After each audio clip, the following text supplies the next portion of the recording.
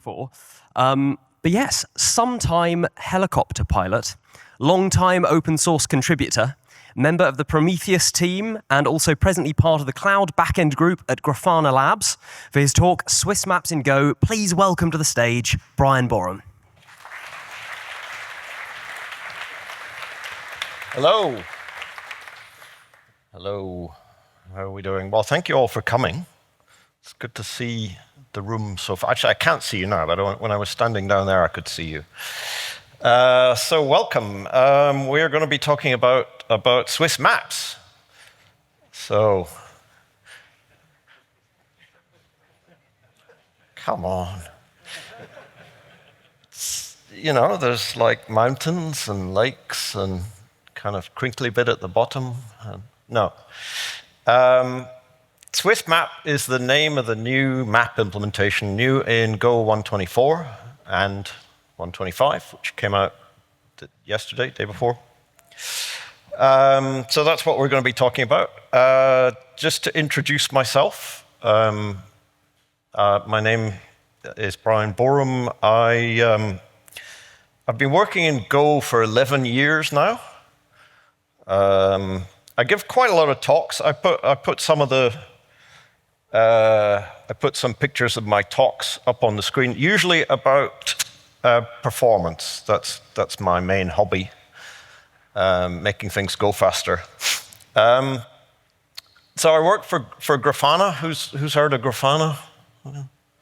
Yeah, pretty much everyone. Yeah. So, and this is what I guess what people are familiar with, the colorful stuff on the screen. I don't actually work on any of that. I work on the back end, storing metrics, logs, traces, profiles, mostly in our cloud system, which is a lot of scalability problems and so on. Right, okay, so let's get into it. What do we mean in Go when we talk about a map? I guess anyone who's used any amount of Go will have done this, that you can say the word map, and you can put square brackets and one type and then another type. And the key thing, which is kind of not written there, is we expect all of these operations to take constant time or constant amortized time. We expect an insert, a lookup, to be effectively instantaneous. We don't expect it to slow down as the map gets bigger.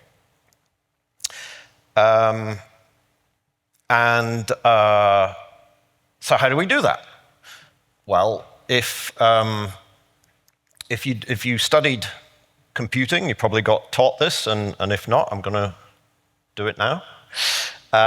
So the basic idea of a map is we take the key. So I've written, we'll see a lot of K's and V's here. K is the key that's in the map, and V is the value that we're associating with that key. We take the key, which might be a string, might be a number. In Go, you can use a struct as a key. You can use quite complicated things as keys. But imagine something like a string, and we run it through a hash function. And the whole idea of a hash function is it's going to produce numbers. I've written 64-bit numbers. We're going to use those numbers to index into some buckets. So that's the primary idea why this thing is going to go kind of instantaneous speed, is we're going to pick a bucket based on the hash function, and the data is going to be right there. It could happen that two keys map to the same bucket, because in this case there's only 8 buckets, and there's a lot of 64-bit numbers. So if it happens that two keys map to the same bucket, what we could do is make a chain of buckets. So this is the kind of classic technique. This is what you might get taught in a class at university or something like that. And this technique is called open hashing. So there's another thing that people do, which is not to bother with the chain. If two keys map to the same bucket, we just put it in the next one. And then when we come to look it up, we kind of have to scan down. That's called probing. And by contrast to the previous one, this technique is called closed hashing. And I'm laboring this. I'm going to labor it some more. Focus on the first letter. What is this?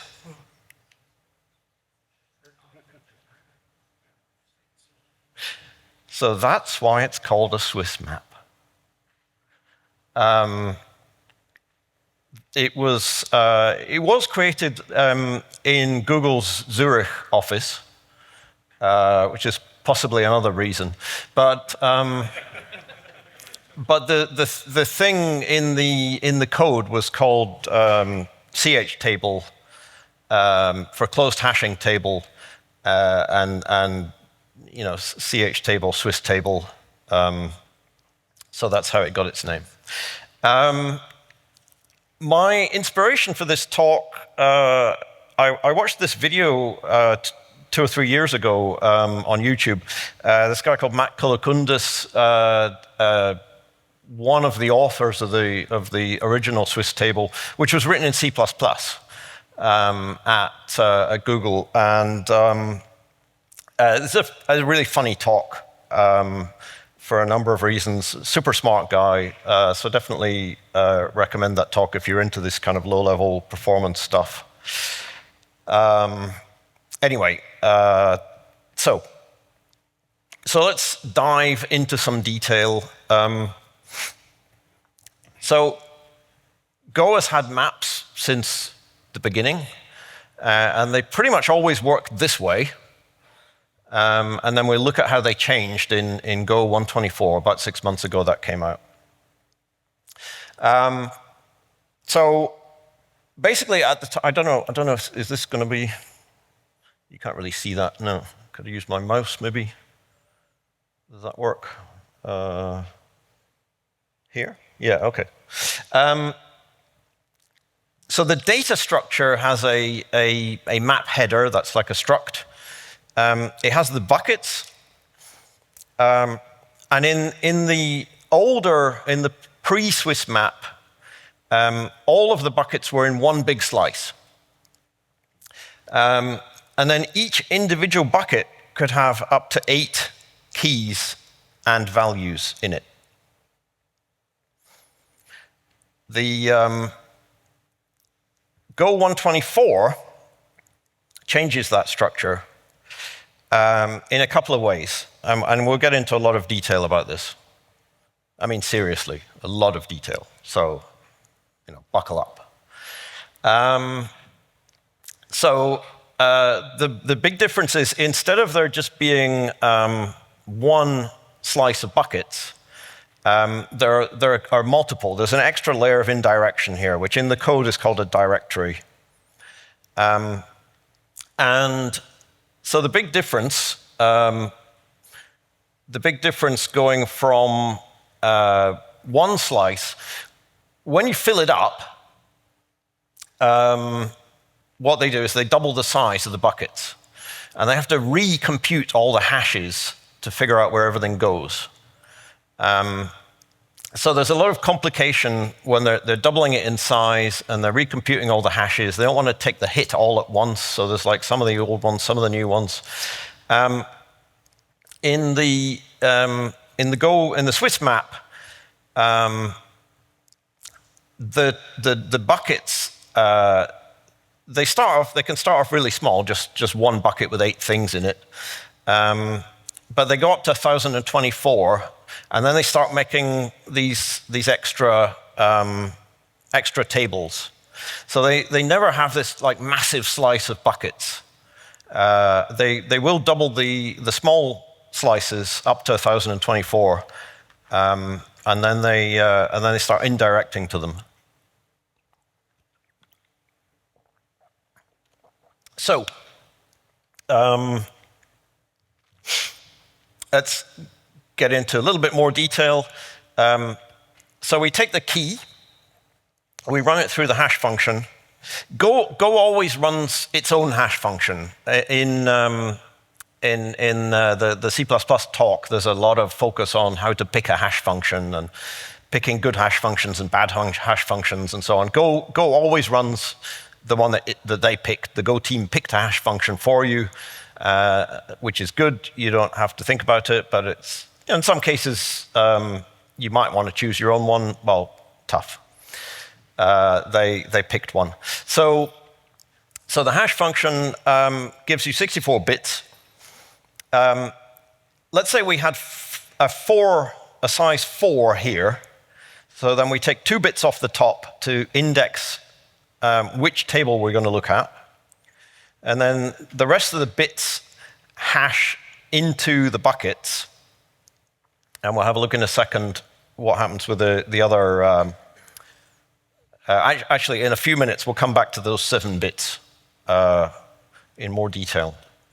But I bet you're all wondering, how does it perform? I thought I needed more photos of cats in this talk. So there's no AI at all in this talk, I'm pleased to say. But there are pictures of cats. Well, so this is a benchmark.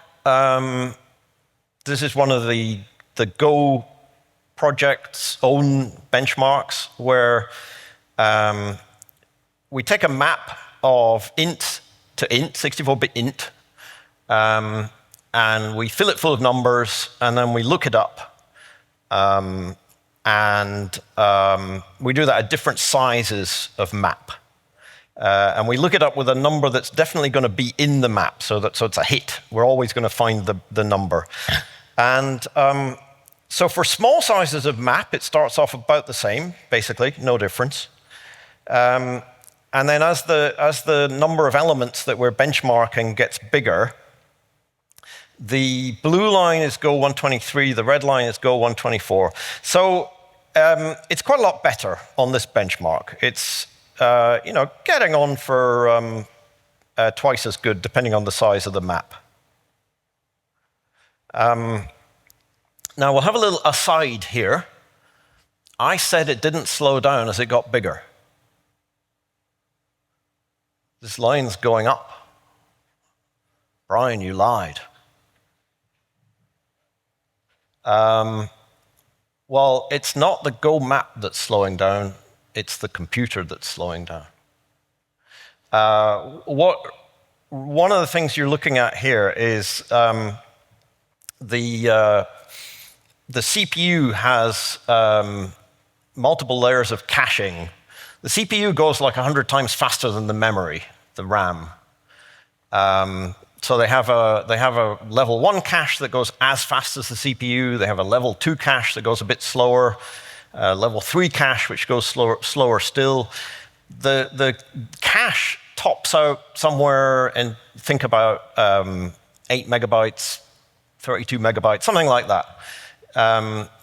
So that's what's happening. As this map, as we get to like a million elements, that's an 8 megabyte data structure, plus some overheads. Well, it's 8 megabytes for the keys and 8 megabytes for the values, so it's 16 megabytes at this point.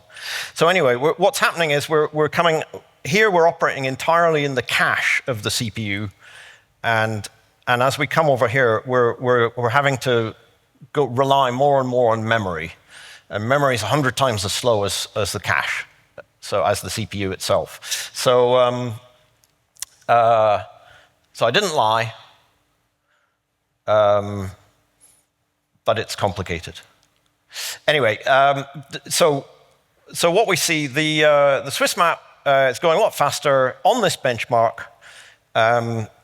It's not at all better when it's really tiny, and it's kind of not doing quite so well as the map gets bigger and bigger and bigger. But that's pretty good, right? We should all upgrade, maybe. Who has, by the way, who's using 124? About half. Okay. Is it better? No answer. Yeah. Who's using 125? This guy. We'll look at that. We'll look at 125 right at the end. So I ran a lot of benchmarks to put together this talk. And so this is the one where you get the biggest speed up between Go 123 and Go 124 is when you look in the map and we've made the map 4 million elements big, and we look for something that's not in the map. So that's benchmarking a miss instead of a hit. So that's interesting. I ran Prometheus, which is a monitoring system. I'm one of the maintainers of Prometheus. And there's a lot of statistics here, but basically it came out about the same. So the benchmarks, many of the benchmarks look great. Some actual whole programs, so who knows? Well, anyway, let's get back. What was that 7 bits thing that I mentioned before, the metadata?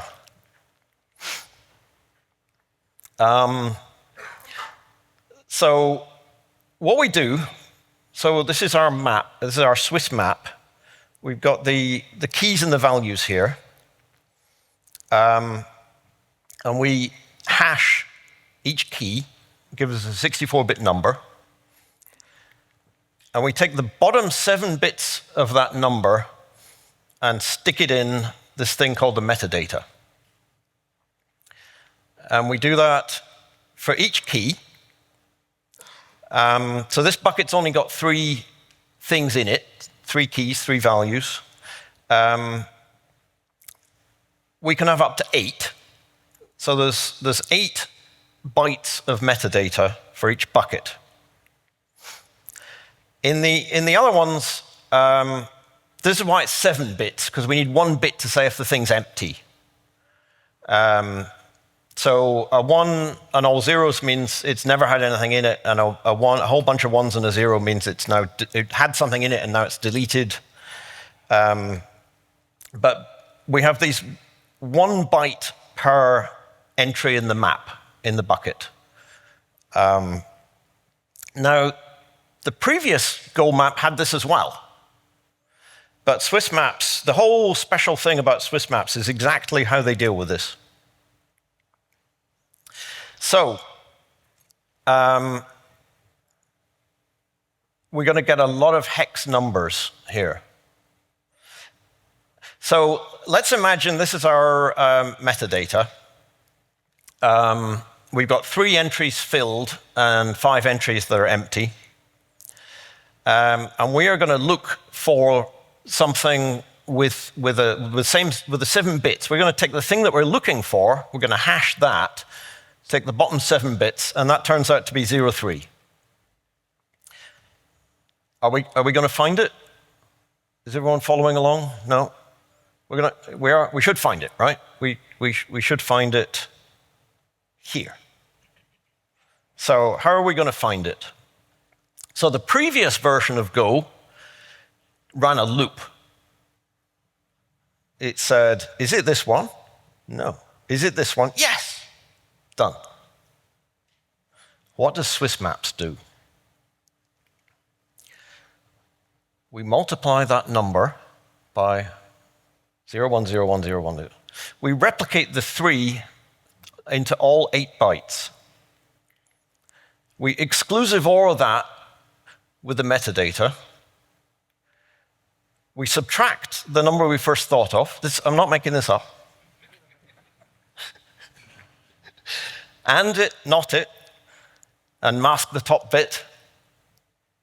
And as if by magic, the one we were looking for is the only one with a 8-bit set.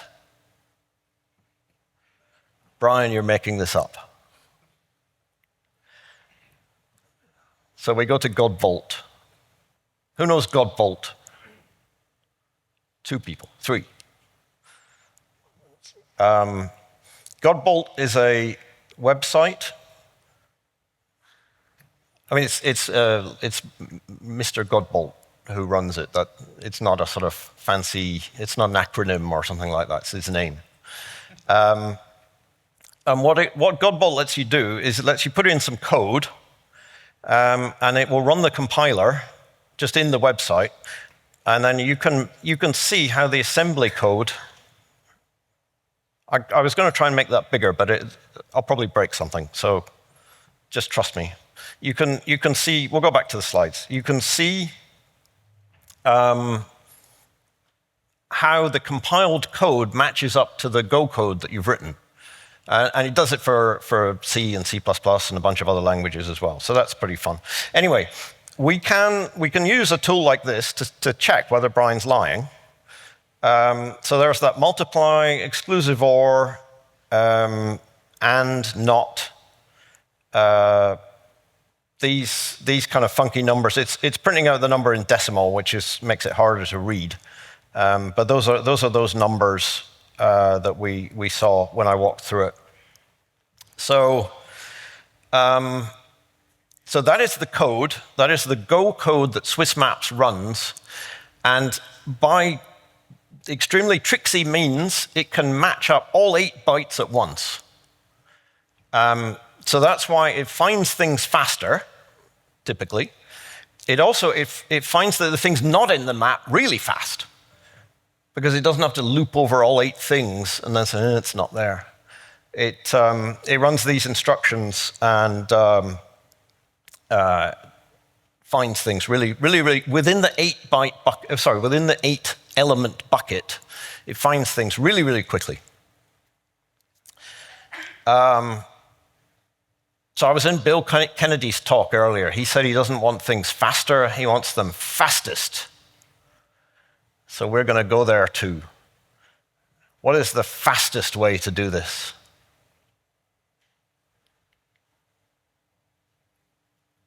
More cats. What is SIMD? SIMD stands for Single Instruction Multiple Data. So by contrast, single instruction, single data is how you might imagine a CPU works. It has a stream of instructions, a stream of data, and it does computations. And we get a stream of results out. So sometime about 20, 25 years ago, CPU manufacturers decided this is not good enough, and we're going to have single instruction, multiple data. We're going to have multiple streams of data which we process the same instruction on. I mean, it doesn't immediately sound like a great idea, but it was invented for things like bitmap processing, like graphics, and people have found many new ways to do this. So basically, every CPU has SIMD capabilities, unless it's like really tiny, cheap processor,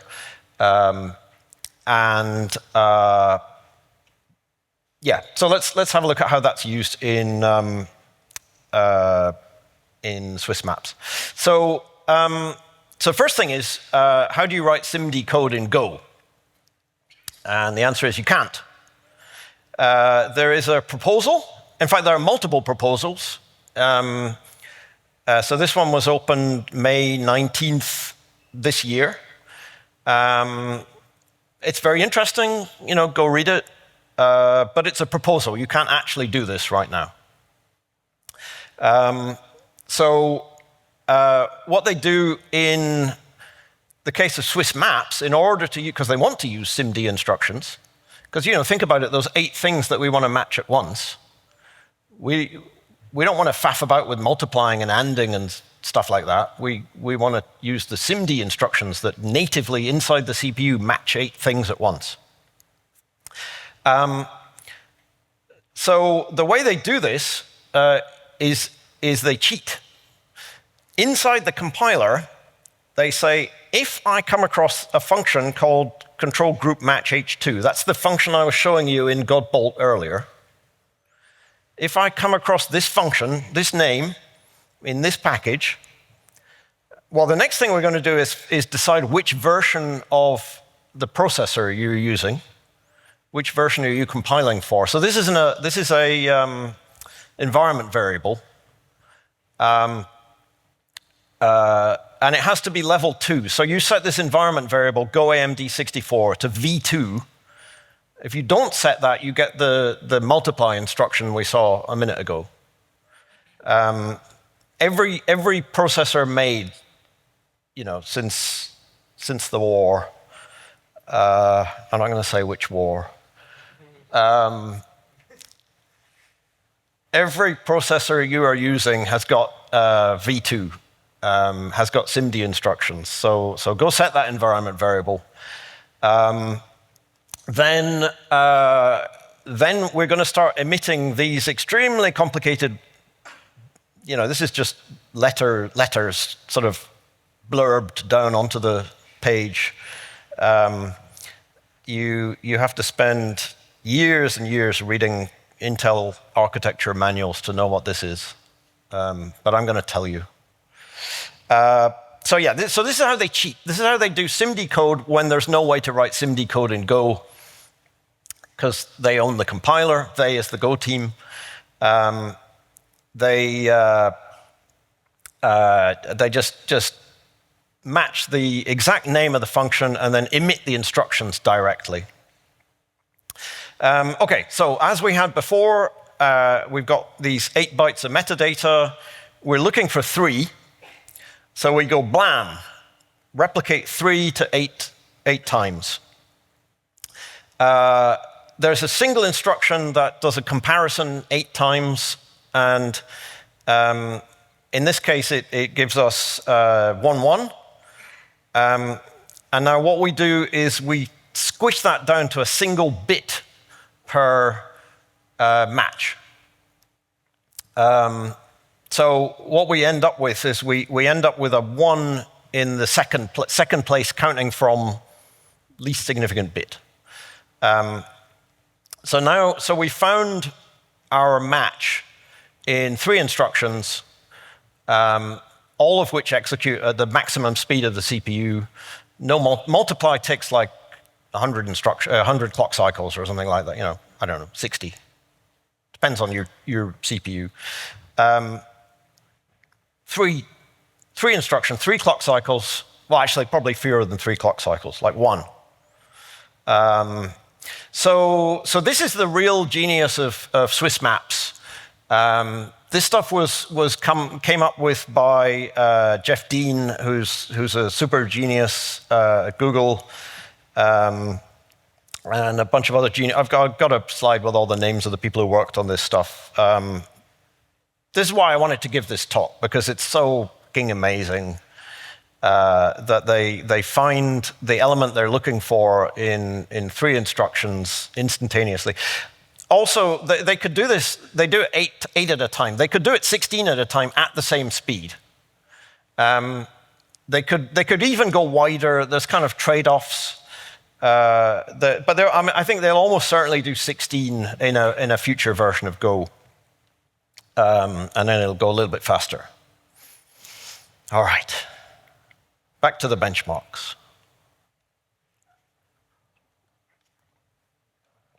So, memory size. So what I've plotted here is making a map of a certain size, again, int to int. And I plotted this yellow line is the same if you made a slice. So that's like, there's no overheads, there's no buckets or anything like that. If you just made a slice that size, that's like the smallest it could possibly be. So the difference between the yellow line and the other lines is kind of how much overhead you get.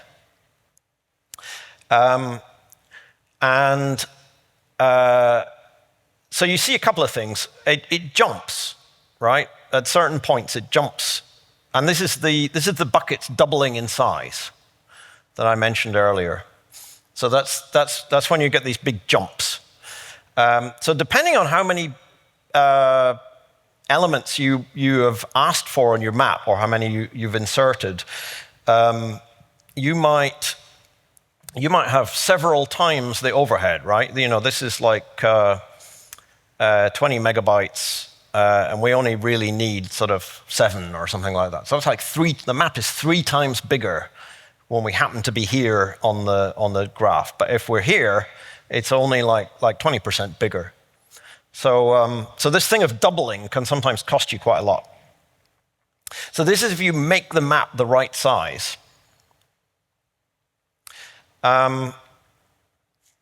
If you make the map 0 size and then add like 500,000 things to it, you really see a difference. So what's happening here, in Go 123, the map gets kind of enormous and then actually goes down again. By the way, I had to write a whole test harness for this. I'm actually using the profiler to figure out how much memory was allocated for the map. Because, you know, after garbage collection, this is all in a repo called Go Maps in my GitHub account, if you want to check if I'm telling the truth. But anyway, so what is going on here? I didn't mention before, if you fill, in Go 123, if you fill all 8 buckets, the next thing it does is it makes a chain. You know those chains that we talked about at the beginning? It makes an overflow bucket in a little chain. And that's, I'll draw a circle around it so we couldn't miss it, right? So that's what's happening here, is these overflow buckets. It makes a kind of blizzard of tiny overflow buckets, and then says, "Oh, never mind. I'll just double the size of the whole thing." And that's why it comes down again when it kind of picks the double size. The Swiss map, they run with a higher load factor, so they pack a bit more data in. That's why kind of asymptotically it's a little bit smaller. So that's worth knowing. Okay, where are we? Right. This one is where Swiss Maps looks worst. It's not all good news, sadly. What are we looking at here? So we are making a map where, you know, it's got a key. In this case, it's an int, and it's got nothing at all for the value. It's an empty struct. You can't put any data in it. Why would you do that? Well, this is a set. This is a thing where we only want to know if the key is in the map or not. We don't want any data at all. I mean, you might think, I'll do that with a bool. I'll do this with map int bool, and I'll set the bool to true if it's in the map. But you don't need to do that. You can just say, I don't need any data at all. I'll just check if it's in the map at all. So people do this. The Go 123 map has still got these kind of annoying jumps, but when it settles down, it's kind of getting on for twice as small, or the Swiss map is twice as big as the previous map. So what's going on here? This is the bug. If you want to follow it, 71368 is still open.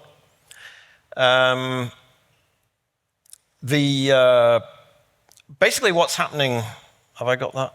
No.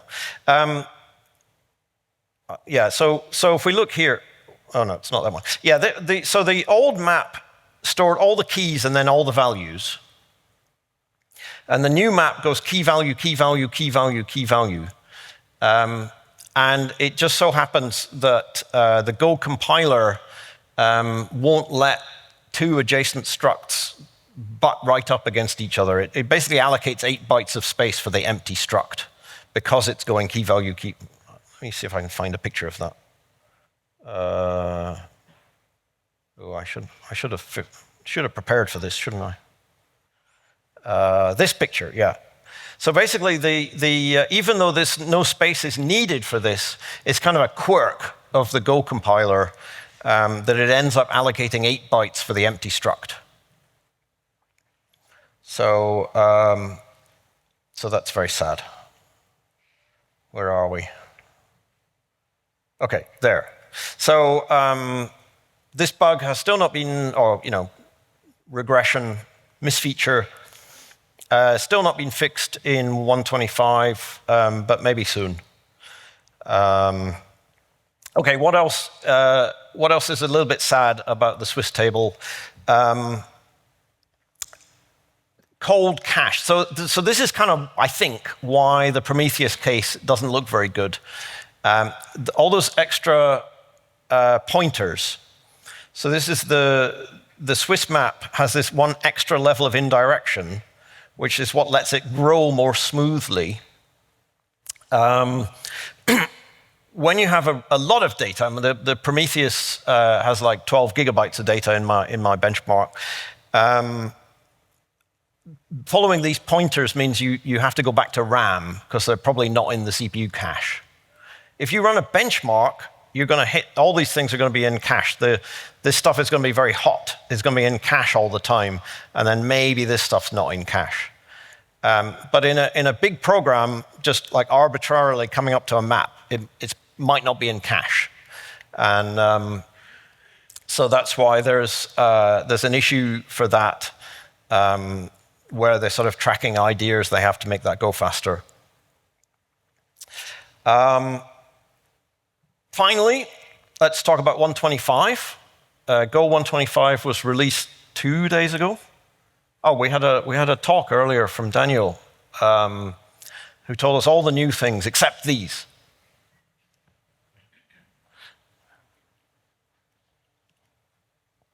So it is faster for a map up to 8 elements and an unspecialized key. So if you use int or string, int64, int32, there's a whole bunch of types that are specialized inside the compiler. It says I'm going to run really fast code for those types. Those ones always go fast, but they kind of missed. If you use something like a byte array of 16 bytes or something like that, it's not one of the specialized types. And so those ones, they fixed that regression in 125, so they go fast again. We prune time stones before growing. What's a time stone? What is a time stone? Come up and tell me. Tombstones. A tombstone is when we have deleted an element from the map.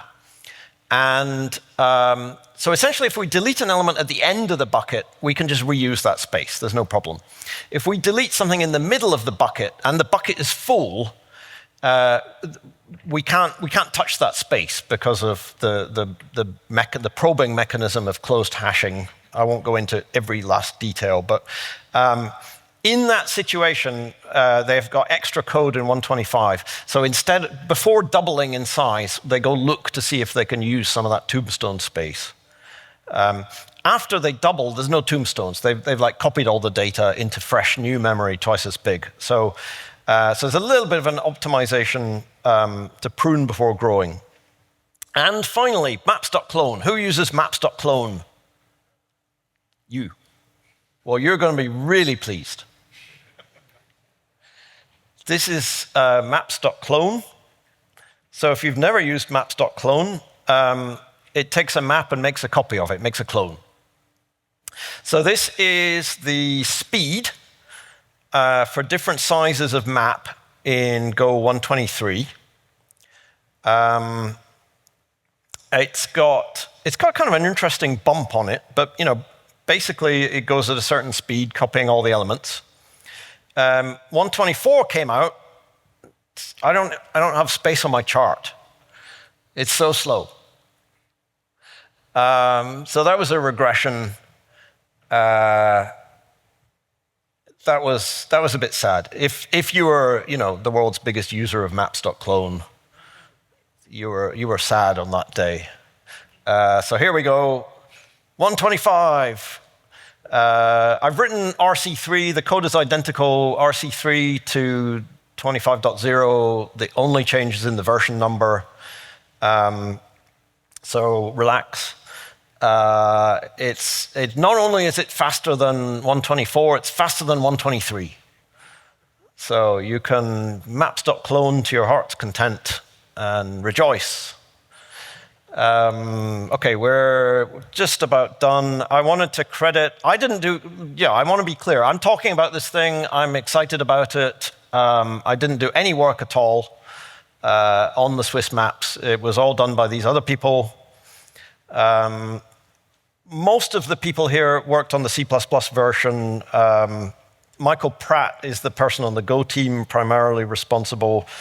Peter Mattis kind of did the first, the implementation that was the basis for the Go one in Go.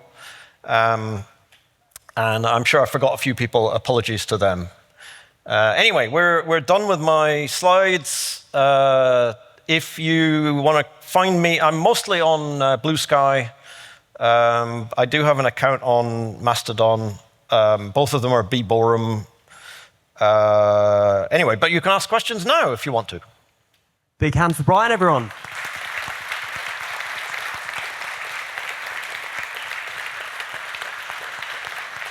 Right, this is quite a full room. Yeah, hands up for questions. Got one here. Hi, Bryan. Thank you for super interesting talk. You're talking very much about Intel the whole way there. Is there equivalent speed up for ARM backend? Oh, yeah, good question. Thank you. I gave you the code on Intel, or what the Go compiler refers to as AMD 64. So the situation for ARM is there is no SIMD implementation currently on ARM. Certainly all of your server ARMs have a thing called Neon, which is the equivalent of the SIMD instructions. So they have the hardware to do it, but nobody's written the code in the Go compiler. So if you run on ARM, you get the other version with the multiply instruction and the and the not and so on. It's still pretty fast, but yeah, good question. We're still waiting on someone to do the ARM implementation of the SIMD code. Thanks. Yeah, quick question on the first iteration and the second iteration of finding the element. So the first one, it was like loop over everything, and it was in the first position. And then the second one, it was based on the bits that are set and then the bits that are not set. How come it doesn't have to loop to find which bit is set? Right. That is also a very good question. I'm tempted to try and find the right slide, but it'll take me 5 minutes, so just imagine. So if I understood the question, so the question is, you did all this clever stuff and you end up with one bit that tells you the right place, and how come you don't then have to loop to find that one bit? And the answer is the CPU has an instruction that finds the first bit that's set in a word, in an 8-bit, an 8-byte word. So that's cool. That's a cool thing to know, right? Who knows that? Jeff Dean knows that. That's who. Sorry, is that clear? That boiling it all down to one bit is cool, but how does that help? Well, there's a CPU instruction that turns the bit into a number, and that it was the second one we were looking for, so it turns it into 1 in this case, counting from 0. So yeah, there's a CPU instruction that tells you what is the first bit that's set, either in a byte, in the bit-packed case, or in a word, in the non-SIMD case. Brilliant, thanks. Next question. Do you know why Go uses the compiler to inject the SIMD instructions as opposed to virtual functions like libc at runtime in the sort of linker preload phase thing? Why do they do it this way? I mean, no, I don't really know. I guess they needed to kind of wedge it in somewhere. I think. I mean, did you mention virtual function? Is that what you said? Yeah. Yeah. So you wouldn't want any indirection. You wouldn't want anything to slow you down. I mean, that's certainly one thing that you just want the code to execute absolute top speed for this low level in your program. You know, that's kind of what I was saying about if the thing you're looking for is not in the cache, it really slows you down. Like memory is 100 times slower than the cache. So any indirection can cause that delay. So that's probably part of it, that they want the code to be right there, emitted by the compiler as fast as possible. Okay. Next question. So for the set use case, meaning the value is the empty struct, is a Swiss map a good fit, or do you think like a different data structure should exist in the Go toolchain at some point?